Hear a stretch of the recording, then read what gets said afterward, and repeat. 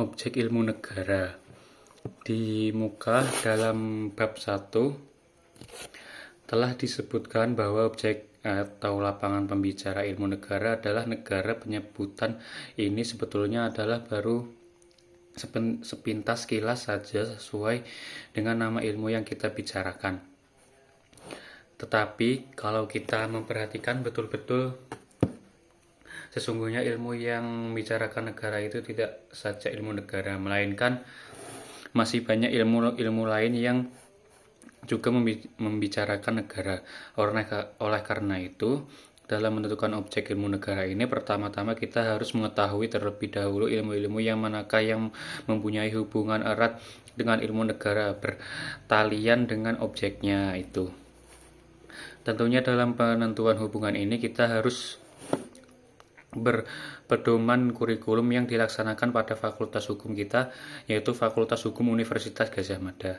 Kalau kita perhatikan kurikulum tersebut, maka akan segera dapat diketahui bahwa yang mempunyai hubungan erat dengan ilmu negara adalah 1. Hukum tata negara, 2. Hukum tata pemerintahan. Apakah sebabnya antara ilmu tersebut terdapat hubungan yang erat satu sama lain?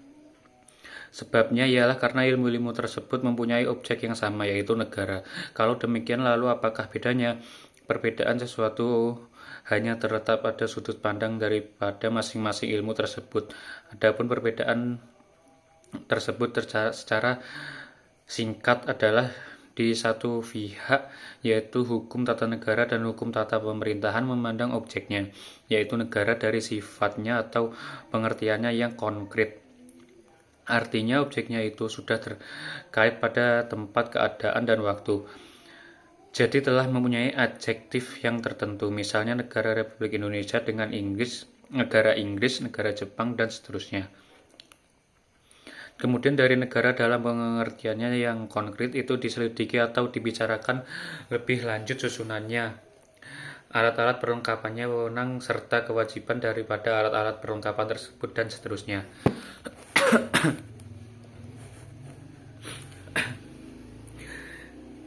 Sedangkan ilmu negara memandang objek itu, yaitu negara, dari sifat atau dari pengertiannya yang abstrak. Artinya objeknya itu dalam keadaan terlepas dari tempat, keadaan, dan waktu. Jadi tegasnya dalam keadaan terlepas dari tempat, keadaan, dan waktu. Jadi tegasnya belum mempunyai adjektif tertentu, bersifat abstrak, umum, universal dari objeknya yang bersifat demikian. Yang kemudian dibicarakan lebih lanjut adalah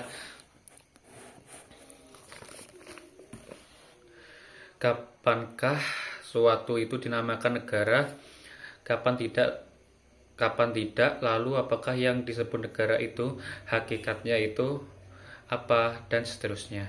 Dari objeknya itu tadi, yaitu negara dalam pengertian abstrak, yang diselidiki lebih lanjut adalah asal mula negara, hakikat negara, bentuk-bentuk negara, dan pemerintah.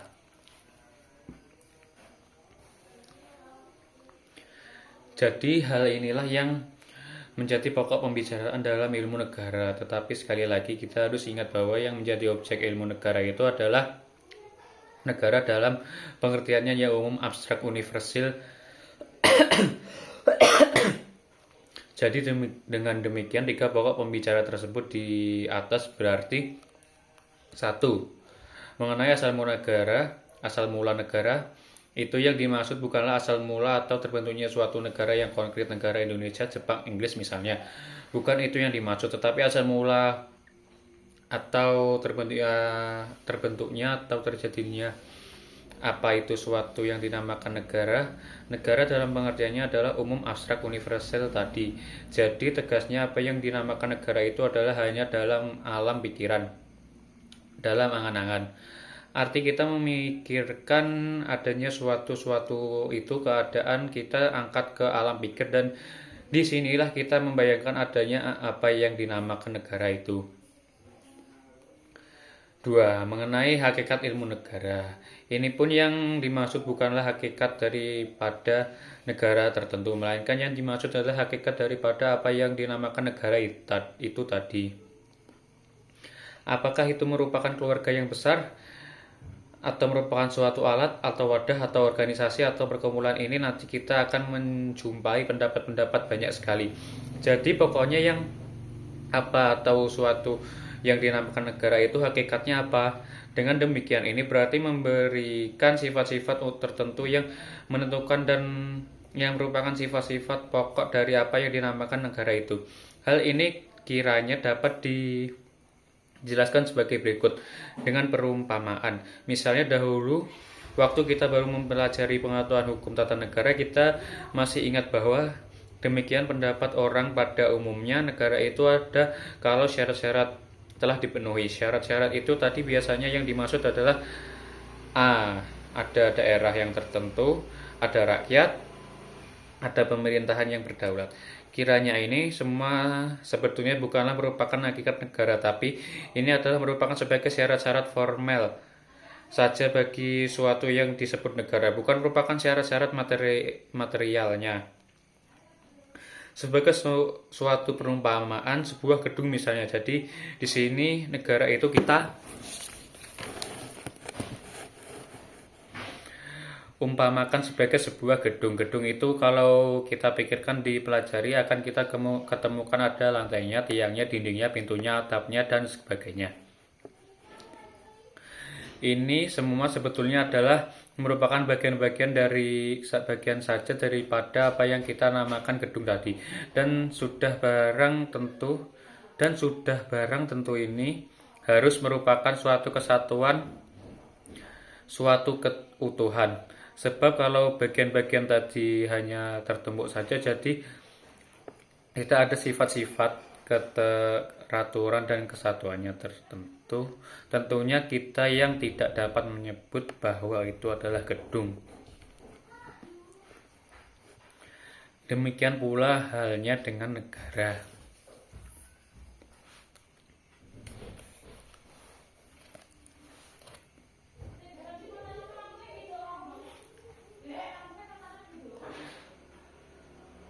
Dengan sekedar uraian di atas, kiranya dapatlah diketahui bahwa objek daripada ilmu negara itu bersamaan dengan objek hukum tata negara dan bersama pula dengan objek hukum tata pemerintah yang sudut pandangnya yang berlainan.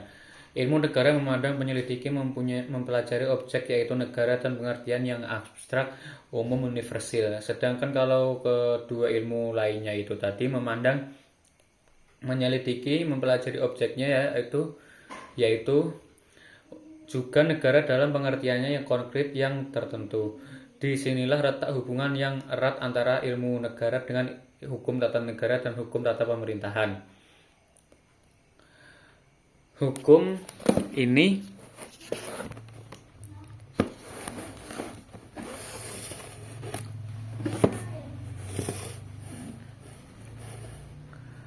hubungan yang erat ini menimbulkan konsekuensi bahwa ilmu negara merupakan pengantar atau dasar dari hukum tata negara dan hukum tata pemerintahan.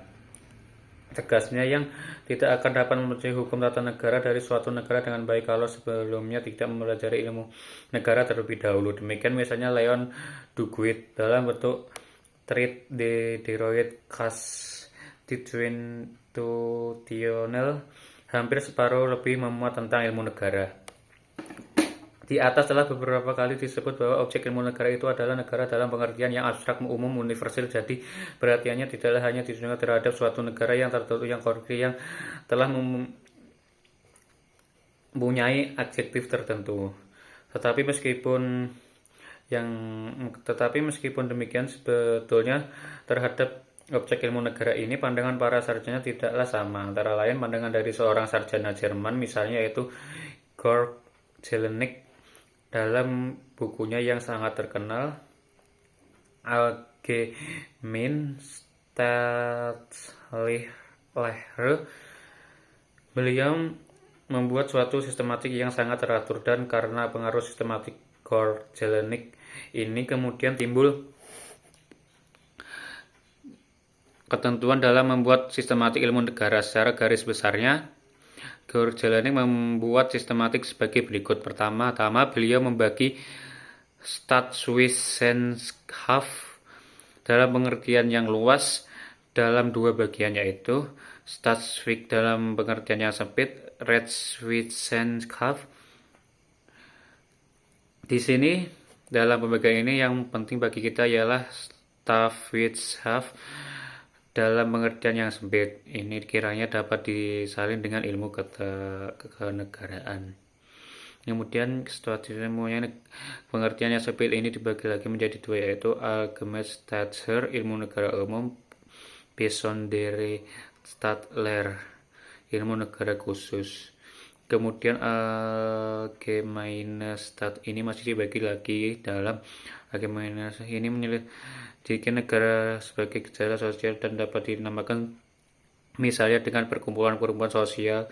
Jadi pokoknya tekanan pada sifat sosial daripada negara itu. Allgemeine Staatsrechtslehre ini meneliti negara dari segi yuridis, sedangkan Besondere Staatslehre dibagi dalam satu ini menyelidiki tujuan kepada suatu negara yang tertentu konflik. Jadi misalnya negara Indonesia, negara Inggris dan sebagainya. Kemudian dari negara yang tertentu ini yang dipelajari lebih lanjut ialah lembaga-lembaga ke negaraannya, misalnya mempelajari badan perwakilan, badan pengadilan dan kenegaraan dan sebagainya. Spitzenstaatslehre ini penyelidikannya ditujukan kepada negara dalam pengertian yang umum, dan kemudian dari negara dalam pengertian yang umum ini yang dipelajari lebih lanjut ialah suatu lembaga ketatanegaraan yang khusus spesial, misalnya mempelajari badan perwakilannya.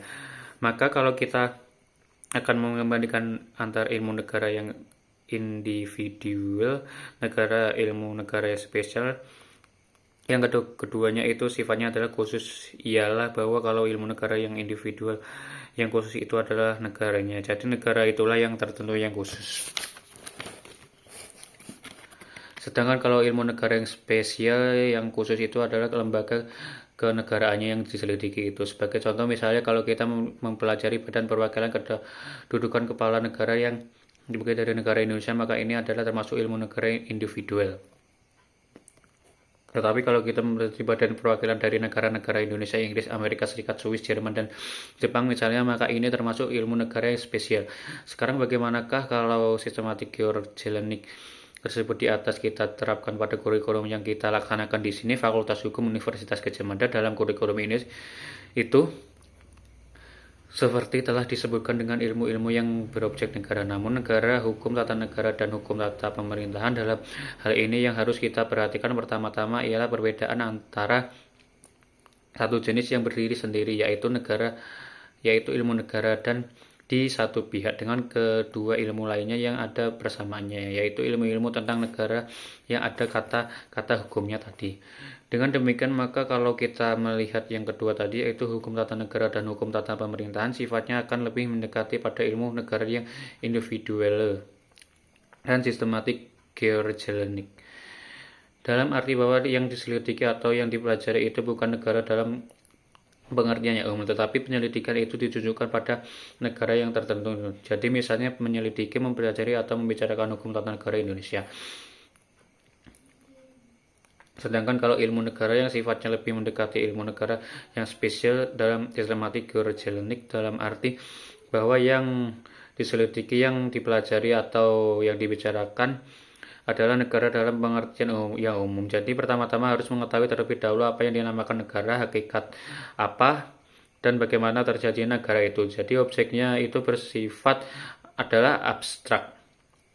Maka kalau ilmu negara yang kita pelajari sekarang ini kita masukkan dalam sistematik Georgianik, termasuk dalam ilmu negara yang spesial. Asal mula negara. Kapan timbulnya negara? Pemikiran tentang negara dan hukum. Adanya pemikiran tentang negara dan hukum tidaklah bersama dengan adanya negara. Negara adanya mendahului. Jadi tegasnya adanya pemikiran tentang negara dan hukum tidaklah setua umur dari mulai adanya negara. Jauh sebelum adanya pemikiran tentang negara dan hukum, negara telah ada. Kita ingat misalnya adanya negara-negara Babilonia, Mesir, dan Assyria. Negara-negara ini adanya sekitar abad ke-20 sebelum Masehi dengan sistem pemerintahan yang sangat absolut. Tetapi di samping itu pada zaman bangunannya peradaban manusia ada juga raja-raja yang memerintah dengan baik hati, yaitu dengan memberikan undang-undang yang menjamin hak daripada para warga negaranya. Raja yang berbuat demikian kiranya adalah raja dari Babilonia yang bernama Hammurabi yang memerintah sekitar tahun 1800 Masehi, yang terkenal mempersatukan negaranya yang semula terpecah belah. Jika di atas dikatakan bahwa adanya pemilikan tentang negara dan hukum itu tidaklah sesuai daripada adanya negara itu sendiri, lalu apakah kiranya yang menyebabkan keadaan itu demikian? Keadaan demikian ini dapat dijelaskan bahwa pada zaman purba kuno raja-raja itu memerintah dengan sewenang-wenang karena kekuasaan absolut yang orang tidak sempat mempersoalkan tentang negara. Mengapa orang-orang yang tertentu itu berkuasa sedangkan orang-orang tunduk? Apa dasar kekuasaan penguasa itu dan lain sebagainya. Ketidaksempatan itu tegasnya bahwa pada waktu itu orang tidak mempunyai kebebasan untuk mengeluarkan pikiran dan pendapat secara bebas. Tetapi meskipun demikian kita tidak boleh beranggapan bahwa pada zaman purba itu belum ada ilmu, karena pada zaman itu memang telah ada berbagai macam ilmu, misalnya ilmu perbintangan, ilmu kesehatan, ilmu kesusilaan, ilmu falsafat, ilmu pelayaran dan sebagainya. Tetapi ilmu yang mandiri seperti yang dikenal orang sekarang ini belum ada, apalagi yang bersifat teratur dan sistematik, karena pada zaman purba itu segala pembicaraan dicampur adukan saja. Misalnya suatu ilmu itu membicarakan yang ya filsafat, ya kesusilaan, ya kesehatan, ya pelayaran dan sebagainya. Apa lagi ilmu kenegaraan seperti yang kita bicarakan sekarang ini terang belum ada. Pada zaman purba itu belum ada ilmu kenegaraan yang mempersoalkan semua keadaan negara, sebab ini adalah suatu ilmu yang mengandung bahaya bagi kekuasaan para penguasa dan dapat mengancam kedudukan dan kewibawaan penguasa negara. Pada kekuasaan pada zaman purba itu merupakan kekuasaan bersifat absolut, wewenang menentukan hidup matinya seorang. Jadi penguasa menguasai segala segi kehidupan di dalam negara, baik kehidupannya privat lahiriah keduniawian maupun kehidupannya yang bersifat keagamaan. Dengan demikian tidaklah heran kalau penguasa itu kemudian menekan melarang adanya pemikiran tentang negara dan hukum. Jadi oleh karena itu negara itu menyangkut soal wewenang daripada penguasa. Dasar wewenang daripada penguasa, maka ilmu kenegaraan atau pemikiran tentang negara dan hukum itu baru dapat timbul dan berkembang bila susunan kenegaraannya ke masyarakat sudah mengizinkan akan adanya kebebasan berpikir dan mengeluarkan pendapat. Ingatlah bahwa ilmu itu hanya dapat timbul dan berkembang bila ada kebebasan berpikir dan mengeluarkan pendapat, sedangkan kebebasan ini sangatlah tergantung pada cara atau sistem pemerintahan negara.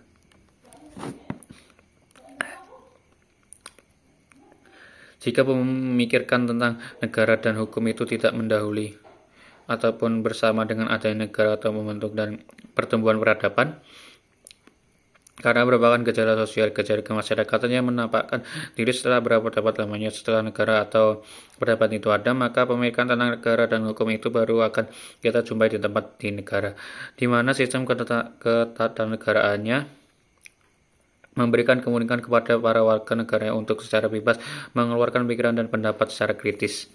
Keadaan itu menurut sejarah kenegaraan terjadi mula pada bangsa Yunani kuno dalam abad ke 5 Mas SM, yaitu di Athena.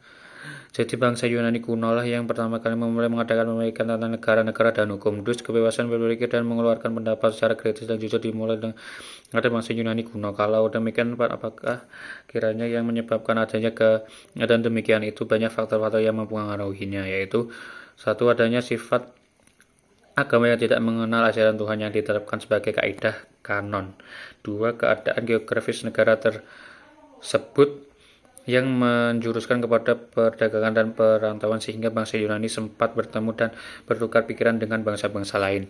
3. negaranya, yaitu Republik Demokrasi, sehingga rakyat memerintahkan sedikit dengan tanggung jawab sendiri. Kesadaran bangsa Yunani sebagai suatu kesatuan. 5. Semua itu nomor 1 sampai dengan 4 menjadikan orang-orang bangsa Yunani sebagai orang ahli pikir dan bernegara.